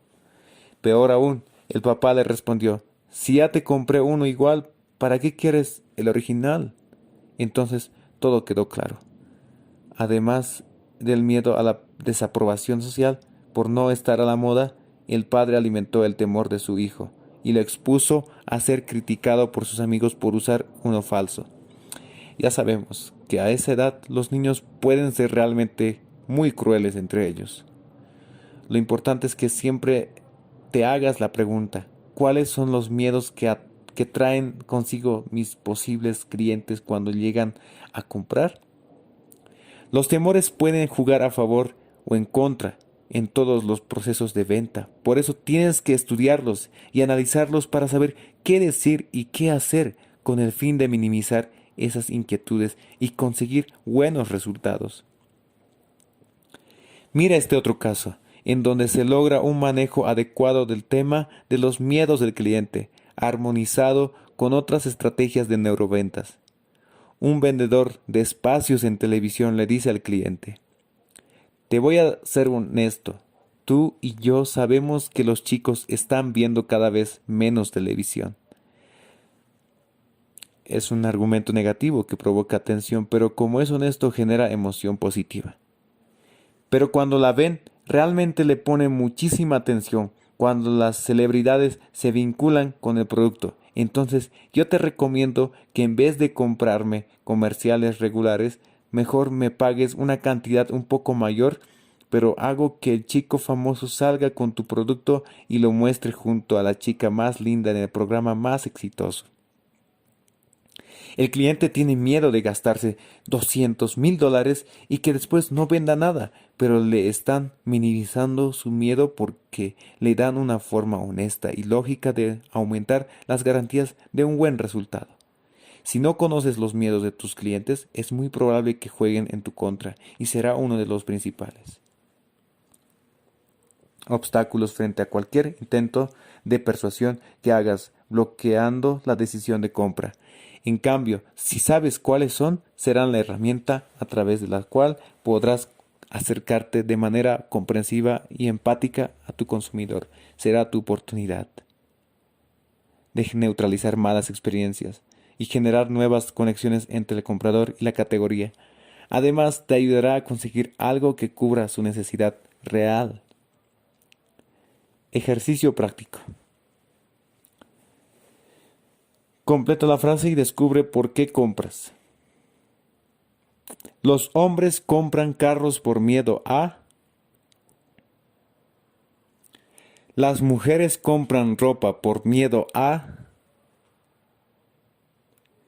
El deportista compra la mejor ropa deportiva por miedo a... El ingeniero compra una computadora por miedo a... El paciente busca el mejor especialista por miedo a... Tú compras libros por miedo a... Tú compras la membresía del mejor club por miedo a... Tú compras un departamento en la mejor zona por miedo a... Capítulo 4. El valor simbólico. Las cosas valen más por lo que significan que por lo que son. En Mint Code empezamos a medir esa frase en el 2004 porque nos dimos cuenta de lo poderoso que era entender que tenemos pensamiento simbólico. ¿Qué significa eso? Nuestro cerebro se conecta más a los símbolos que a cualquier otra cosa. Por supuesto, los vendedores tradicionales rara vez se preguntan cuál es el significado de lo que venden. ¿Y tú sabes cuál es el valor simbólico de tu producto o servicio? Del reptil biológico al valor simbólico. ¿Sabes por qué las mamás odian los juegos electrónicos? Simplemente porque su reptil detesta ver que su hijo esté 4 o 5 horas sentado en el mismo sitio. Su instinto está diciendo, si tu hijo no se mueve, está muerto. Entonces los obligan a salir al jardín o al parque para que hagan alguna actividad física. El Wii lo compramos los papás porque nos hace sentir que nuestro hijo está vivo. Al obligarlo a moverse para jugar, eso es entender cómo funciona el reptil. Sin embargo, el valor simbólico del Wii es: soy un buen papá o mamá porque promuevo la diversión sana. A veces puede ser difícil identificar el valor simbólico de lo que vendes, pero es importante hacerlo porque transforma el proceso de ventas y tu discurso, haciéndolo visiblemente más exitoso. Te voy a contar un poquito cómo se va descubriendo el valor simbólico y de dónde sale. Si te fijas en la siguiente figura, hay 4 conceptos que hacen que tomes una decisión. Las decisiones también son simbólicas. Tu opinión individual. Tu cultura, opinión colectiva. La biología que tú no controlas. Motivo el ejercicio: vender un reloj de lujo. Necesito un reloj bonito para hacer para ver la hora. Este diseño es el que está de moda y no será criticado por mis amigos. Encontró un instrumento de poder. Motivo simbólico por el cual compras las cosas. No se puede decir se tiene que dar a entender sin decirlo. Tu opinión individual. Se trata de tus juicios y posiciones frente a un tema que no tienen por qué estar en consenso con lo que piensan otras personas. La información que se obtiene en este punto es interesante, sí, pero es la menos importante de las 4 variables. Como ya te había explicado, no solemos saber por qué compramos algo, ni las razones para que nos resulte interesante. Por tanto, el aporte que hace la opinión individual a duras penas alcanza un 15% en todo el proceso de decisión. Tu cultura. Eso sí nos interesa más. Debe importar saber qué significa el producto en la región donde trabajas. Seguro de vida no significa lo mismo en Venezuela que en Estados Unidos. En Venezuela significa si me muero, pelearán por él, y en Estados Unidos es resguardo. La cultura va cambiando nuestra percepción de las cosas, los productos y hasta las marcas porque es un conjunto de conocimientos, significados y aprendizajes que desarrollan nuestro juicio hacia las cosas. Representa aproximadamente el 30% en el proceso de decisión. 3. Tu biología. Nos permite entender que en las cosas fundamentales todos somos iguales. No importa si eres peruano, sueco, chino o nigeriano, todos queremos una cueva. ¿Cómo la quieres? Eso depende de la cultura o de tus gustos individuales, pero todos queremos un techo sobre nuestras cabezas. Yo no te conozco, pero sé muchas cosas sobre ti porque simplemente las comparto contigo. Por ser miembros de la misma especie, sé que te gusta controlar, te gusta explorar, te gusta el placer, te gusta el sexo, y si no es así es porque tuviste un problema. Pero a una persona normal, cuya edad mental sea menor de 50 años en los hombres y menor de 35 en las mujeres, le tiene que gustar. Entonces, si yo no te conozco a ti, pero tengo que venderte algo, lo más fácil y seguro es venderle a tu biología. En eso no me tienes que contar cómo eres, en eso todos los seres humanos somos iguales. Por eso es que uno puede aprender a vender leyendo más de biología que de marketing. La biología nos enseña cómo se comportan los animales y los seres humanos. Somos igual de bestias en la toma de decisiones porque somos sumamente primitivos. Ese es el 55% del proceso de decisión. Es el reptilote, nuestra parte biológica. 4. Valor simbólico. Mira qué interesante. Entre la biología y la cultura, en el medio se da algo mágico y se llama código simbólico. Es transversal y es la mezcla de tu necesidad biológica con tu cultura. Esa es la ecuación que dicta tus preferencias. Uno compra y paga más por algo que tenga valor simbólico. El cerebro quiere comprar un bien o un servicio que signifique algo para él. Entonces, necesitamos encontrar el valor simbólico de nuestros productos para vender más. El mundo simbólico es el más poderoso, es el que minimiza el miedo, el orgullo, el estatus y cubre las carencias. Entonces, cuando logras llegar a la parte simbólica, es cuando generas una conexión emocional absoluta con el comprador y el precio deja de ser importante. Ahora te pregunto nuevamente, ¿cuál es el valor simbólico de lo que vendes? Te voy a ayudar a encontrarlo a través de algunos ejemplos que han surgido durante mis talleres. Como siempre, algunos productos o servicios tienen más de un significado y es bueno analizarlos todos. Pero siempre hay que apelar al más instintivo y poderoso, el que moviliza más. Así tenemos, por ejemplo, el valor simbólico más común para los envases de vidrio ha sido tradicionalmente la pureza. Pero hay un significado que ahora mismo podría ser más poderoso: volver a las bases. Volver a las bases. La gente hoy está comprando menos productos en envases de plástico y más en frascos de vidrio porque se ha satanizado tanto el PET que el vidrio significa cuidar el planeta. El pasado, la onda vintage, el recuerdo de la abuela. Todo eso es el valor simbólico actualizado. Por eso la industria del vidrio, que hasta hace 10 años estaba en la baja, en los últimos años ha tenido un crecimiento sostenido increíble en todo el mundo. ¿Por qué? Porque cambió el valor simbólico del producto.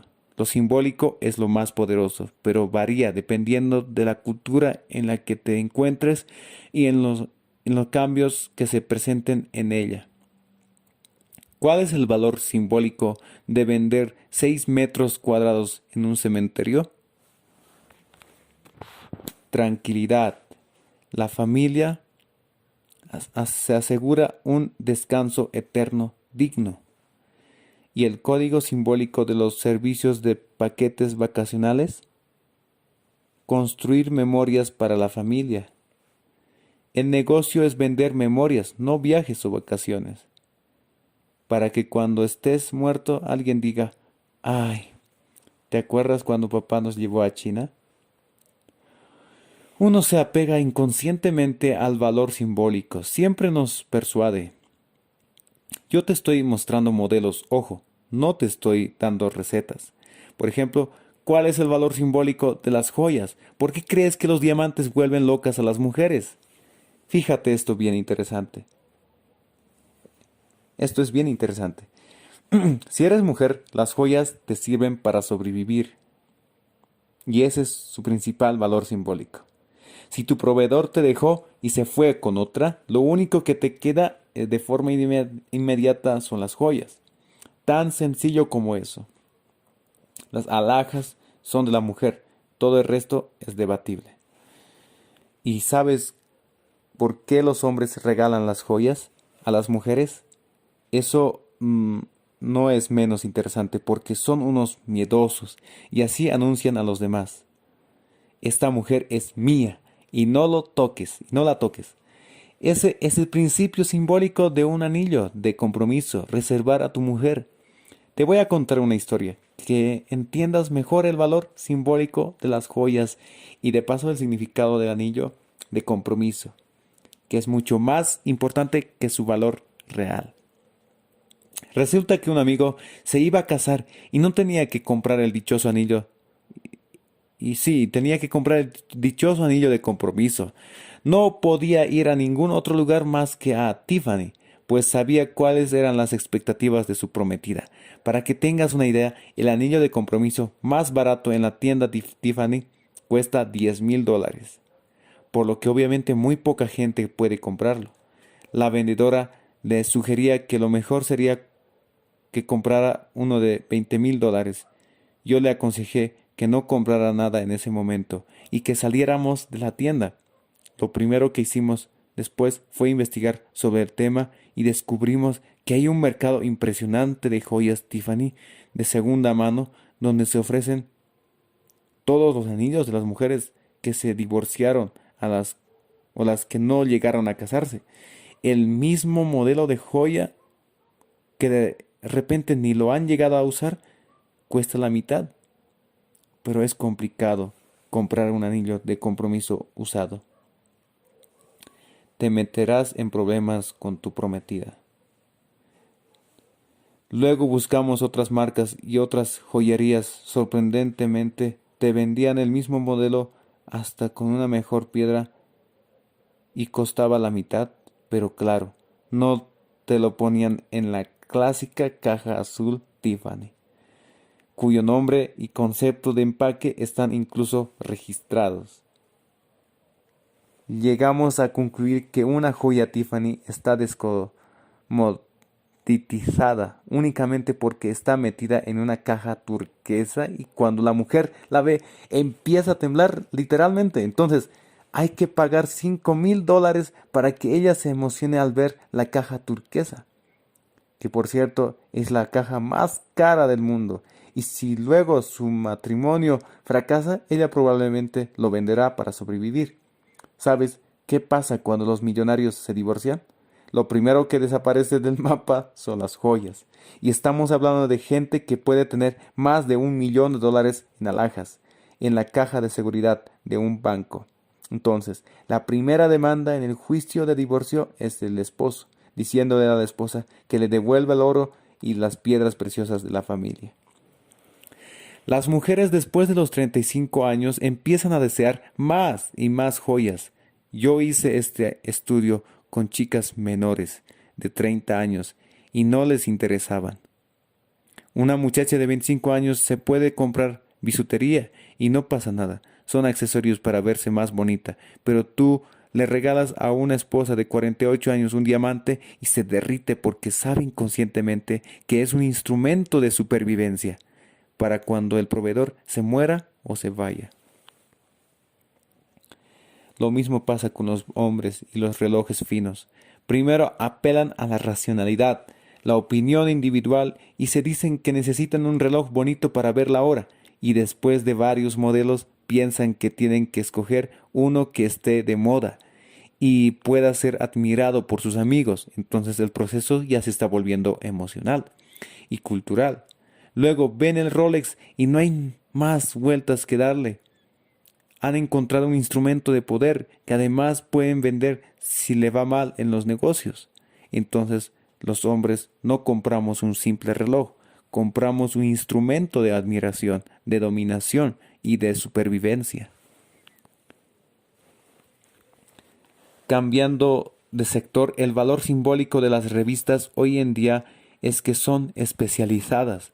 No sé si sabes que a pesar de la desaparición de cientos o miles de revistas en el mundo, han surgido muchas publicaciones nuevas y son todo un éxito. Hoy la gente está agotada de tanta información y no quiere buscar todo el día en Google para encontrar lo que le interesa. Entonces, para ser exitosas, las revistas deben tener claras dos cosas: identificar a qué tribu le están hablando y desarrollar un excelente contenido. Vayamos a otro rubro diferente, vitaminas. Precisamente acabo de descubrir cómo vender vitamina C a las mamás. Solo debes mencionar que si su hijo toma una pastilla es como si estuviera comiendo 200 naranjas. No se necesita más. La analogía hizo la neuroventa. Oye, Jürgen, pero ¿cómo le decimos eso a miles de personas? Haz un anuncio de televisión. ¿Y cómo le decimos eso a una mujer que llega a una farmacia y hay 20 marcas que valen la mitad? Pues bien sencillo, pones una canasta con 200 naranjas y tu logotipo encima con un cartel que diga que una sola pastilla de tu marca equivale al aporte de vitamina C de todas esas naranjas juntas. El cerebro es básico. Tienes que entender que cuanto más básica y sencilla es la comunicación, más efectiva puede ser. Si te fijas, lo que le dijimos a las mamás fue: tú le puedes dar jugo de naranja a tu hijo toda la vida, y eso no va a ser suficiente vitamina C, mientras que en una de estas pastillas hay como 200 naranjas que jamás va a poder comerse juntas. Gracias a la vitamina C, tu hijo se va a enfermar y va a ser fuerte para sobrevivir. No se va a enfermar, ¿no? Al fin y al cabo, si el hijo vive, ella trasciende. Esa es la teoría del gen egoísta de Richard Dawkins. El mejor libro etológico que he leído en mi vida. Ahí se explica claramente que todo lo que el ser humano hace en la vida es para sí mismo, no es por nadie más.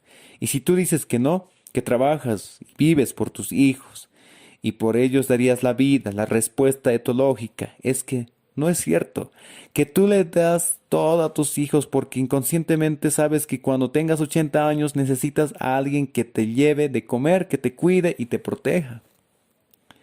Si esto no es cierto, ¿por qué las mujeres valoran tanto a las hijas mujeres? Se la pasan diciendo que ojalá su hija tenga una mujercita porque ya tiene 3 hombrecitos, como si los varones fueran unos demonios. O dicen que qué lástima, fulanita, que no tiene una hija mujer. ¿Qué están diciendo en realidad? Pues que la mamá se va a quedar sola. Los hombres son unos reptilotes exploradores que se pasan la vida en movimiento y rara vez paran. No es tan fácil detenerlos por su mamá anciana y enferma, menos cuando tienen una hermana que está todo el día con ella. La mujer sí se inmoviliza y deja todo para entender a su ser querido, atender. Pero el hombre sigue caminando, llega, ve a la mamá y se va de nuevo. Eso es lo biológico. Todo esto del valor simbólico y el reptil no se lo debes decir al posible cliente porque no lo va a comprender. Solo tienes que entenderlo para actuar en consecuencia. Tú no puedes decirle a una persona, regálale un diamante a tu esposa en esta Navidad para que ella se sienta segura por si tú te mueres o te vas con una mujer más joven. No, no puedes verbalizar eso. Lo que sí puedes es decirle a una señora, ¿alguna vez se ha puesto a pensar que las joyas de oro y los diamantes pueden ser una excelente inversión? Sí, suena racional, pero el cerebro no está escuchando la racionalidad, está escuchando la emoción y el instinto. Joya, seguridad, inversión, me veo hermosa, genero envidia en mis amigas y además, si algo pasa, la vendo. Entonces, la verdad es que así sí se puede generar ventas. Ya no estás ofreciendo joyas, estás vendiendo supervivencia y el cerebro la compra. Los hombres, en cambio, gastan miles y miles de dólares en carros y celulares para tener dominación sobre sus amigos. Hoy el celular es como la espada en la antigüedad. Nos ayuda a dominar. Por eso a cada rato estamos cambiando de aparato. Ya no nos gusta este, ya queremos el siguiente. Y en muchas ocasiones nos sentimos mal si no podemos comprarnos el último iPhone o Galaxy. Valor simbólico versus precio. El vendedor que piensa que un precio bajo es lo más importante para vender no conoce el valor simbólico de las cosas. Este es el error más terrible que puedes cometer. En realidad son los mediocres los que se encuentran frente a un buen producto o servicio e insisten todo el tiempo en que el precio es lo más importante y que si no venden más barato no van a llegar a la meta. De hecho, cuando en realidad cuentan con un precio inferior, te puedes ver más bien enfrentado a una serie de problemas relacionados con la credibilidad, así que más vale que empieces a adoptar la estrategia fundamentada en el valor simbólico. Si la diferencia de precio es de 35% o 40% más, sí se vuelve un problema, pero hoy no estamos hablando de eso, sino de un margen de 3% a 8%. El precio siempre será un escollo para el vendedor que no entiende los valores simbólicos y no sabe conectar con la mente humana. No existe en todo el mundo una marca que se haya convertido en líder por vender barato. Todas las marcas top tienen una característica común. Son caras y muy rara vez ponen descuentos. Si no, pregúntele a Coca-Cola. Ojo, Walmart e IKEA, por ejemplo, parecen los más económicos, pero no lo son. Y no alcanzaron su liderazgo usando precios bajos, sino la percepción de que venden más barato, que es muy diferente. Pero hay que construir esto en la mente de la gente. Si tú crees que la mejor manera de aumentar las ventas es bajando el precio, te vas a matar solo. Volviendo al tema del anillo del compromiso, como sabemos que una novia valora tanto Tiffany, pues porque el valor simbólico de esa joya precisamente es brutal. Los hombres quizás no lo entiendan, pero cuando una mujer recibe un anillo de compromiso, su cerebro detecta ante todo el valor simbólico. Establece que está en una buena situación y su cerebro empieza a liberar una cantidad enorme de neurotransmisores que hacen que su corazón empiece a palpitar más rápido, tanto física como figuradamente. Ella dice, este es el día más feliz de mi vida. Pero, curiosamente, no existe una mujer que reciba un anillo de compromiso hermoso y no pregunte, mi amor, ¿dónde lo compraste? Eso es algo muy peculiar, pues los hombres nunca cuestionamos dónde se compró algo. No nos importa como a ellas.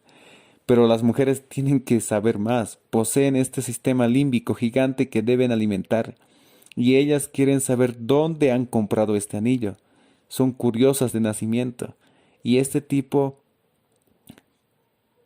como está en un proceso de amor romántico, cree que tiene que ser siempre honesto con su futura esposa, y le dice, lo compré en Walmart y estaba con un súper descuento. No lo hizo por bruto, ni por mala gente, ni porque es un mal novio, ni por el estilo, ni nada por el estilo. Simplemente lo hizo porque él y su máxima racionalidad pensaron que si compraba el anillo en Walmart podía conseguir un diamante mejor, pero a un costo 10 veces menor. Negocio redondo, dijo él. Un anillo hace sentir, siempre me dará lo mejor. Me cuidará como nadie. Me hace sentir única. Unión. Trabajó duro y le puso mucho tiempo para encontrarlo. Protección. Lo primero que tiene que aprender este personaje es que hay que saber cuándo conviene o no decir la verdad. Se metió en un gran problema porque su novia casi ya no quería casarse, pese a que el anillo era el mismo, que a ella le había encantado al principio. Se sentía totalmente ultrajada, el producto no cambió, pero sí lo hizo el significado simbólico. Entonces te dejo una pequeña tarea. Ponte a pensar y pregúntate, ¿qué está comprando la gente de tu producto? ¿Qué significa simbólico? ¿Qué significado simbólico le encuentra? ¿Qué quiere la gente de ti? Memorias y percepciones.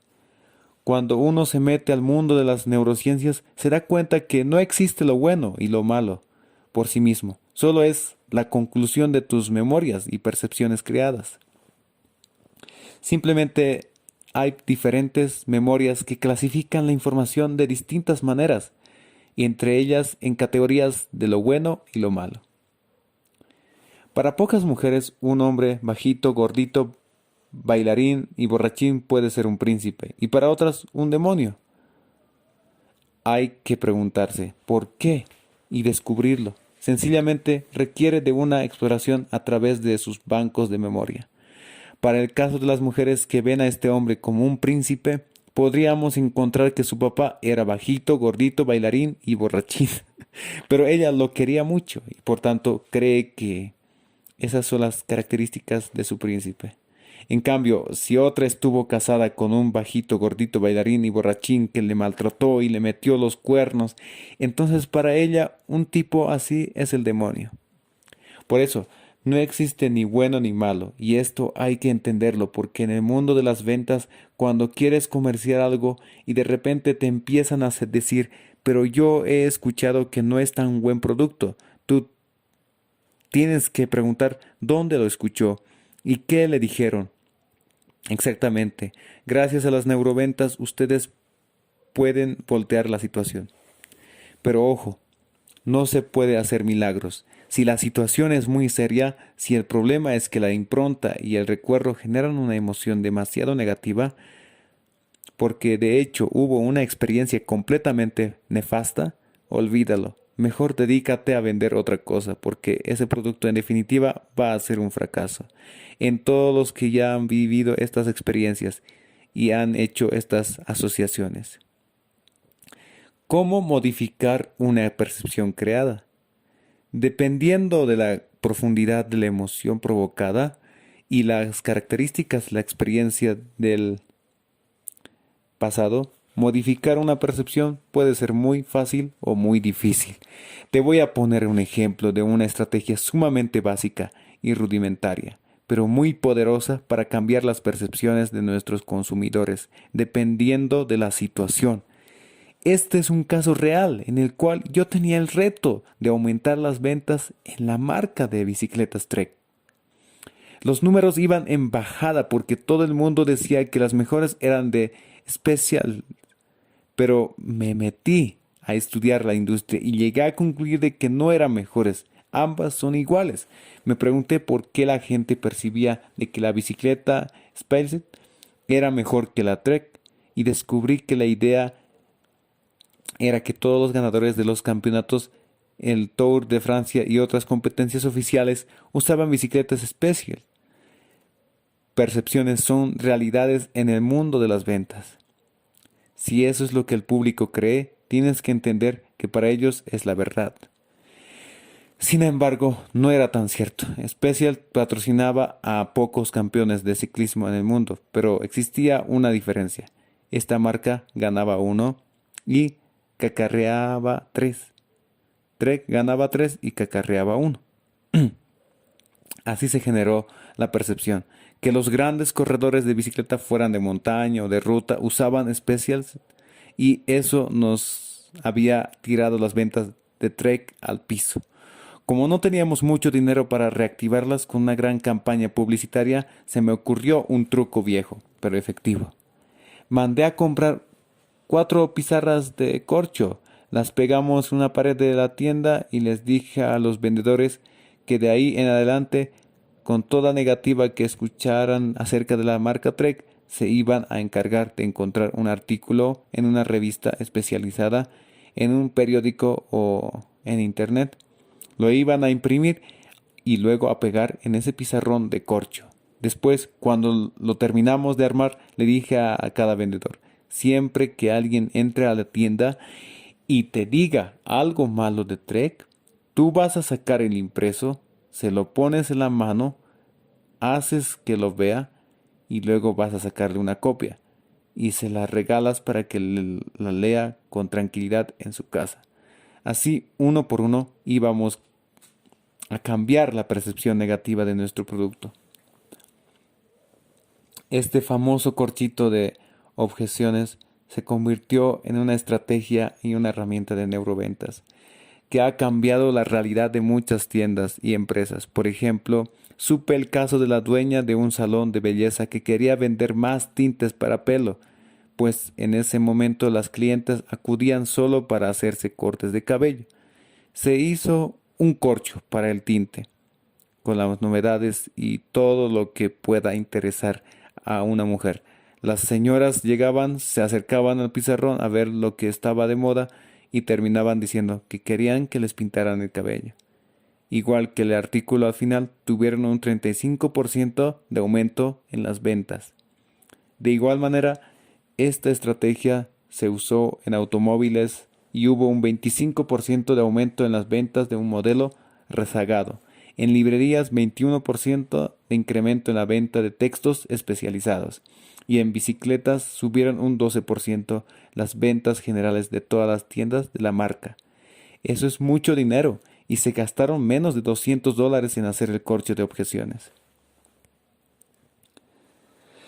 Cuando sabes cómo funciona el cerebro, puedes revertir las percepciones, pero necesitas herramientas, que seas un excelente instrumento de neuroventas, que te cuesten casi nada y te pueden funcionar en todas las categorías. Ahora, si alguien me dice que no puede hacer el corcho porque vende servicios de manejo de residuos y va a visitar a sus clientes con su portafolio, entonces puede llevarse una carpeta llena de artículos sobre la gente que se está haciendo millonaria reciclando basura en Alemania, en Italia, en Corea y en cada texto que les sirva para comprender la magnitud del impacto que este negocio. Mientras va hablando, le va regalando copias de cada artículo. Con esto, el argumento no sale del vendedor, sino que llega a la persona a través de un medio oficial. Por eso tiene tanto poder y genera un cambio de percepción. Si el mismo dato sale de tu boca, la gente no te cree. Dale el impreso, que lo toque, que se lo lleve para leerlo el fin de semana en su casa y así quedará convencido. Error y fidelización. Un error bien atendido es la mejor oportunidad para fidelizar a un cliente. Cuando una persona vende algo y falla, ese es el principio del fracaso y de la fidelidad absoluta.